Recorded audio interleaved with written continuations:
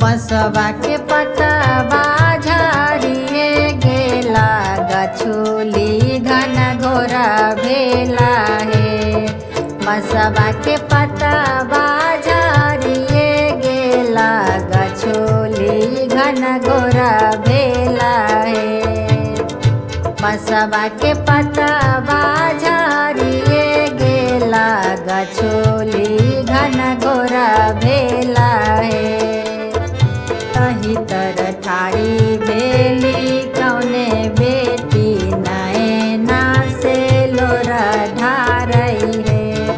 तही तर ठाड़ी भेली कौने बेटी, नैना से लोरा ढारई है।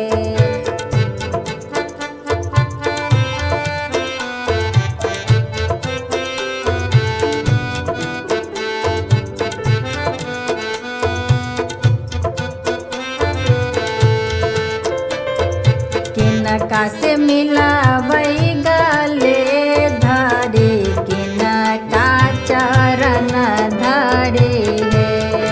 किनका से मिलावई गले धरी, किनका चरण धरी है।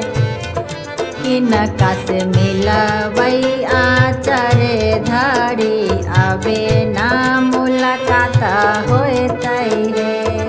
किनका से मिलावई आचरे धरी, अबे ना मुलाकात होतई है।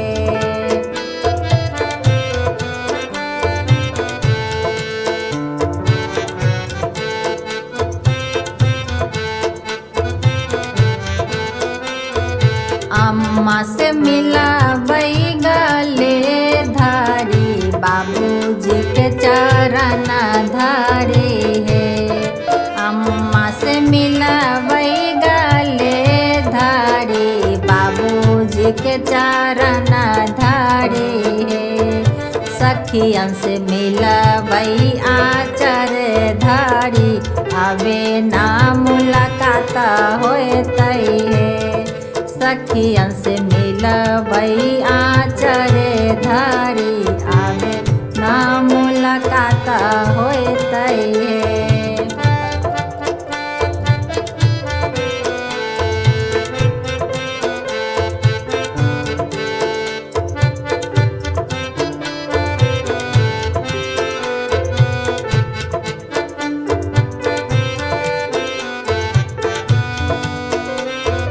भाभी से मिलावई गले धरी, भैया के चरण धरी है।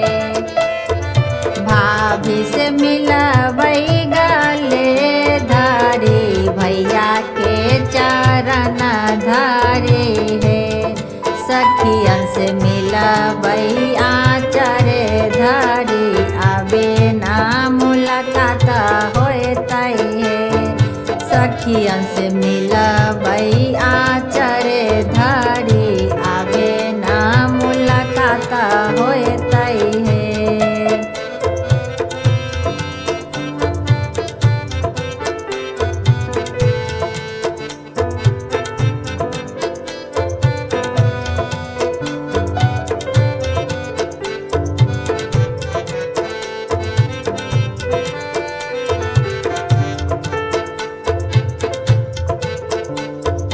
बसवा के पतवा झाड़िए गेला, गछुली घन घोर भेला हे।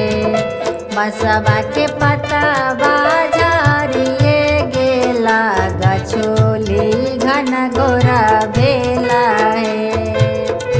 बसवा के पतवा झाड़िए गेला, गछुली घन घोर भेला हे।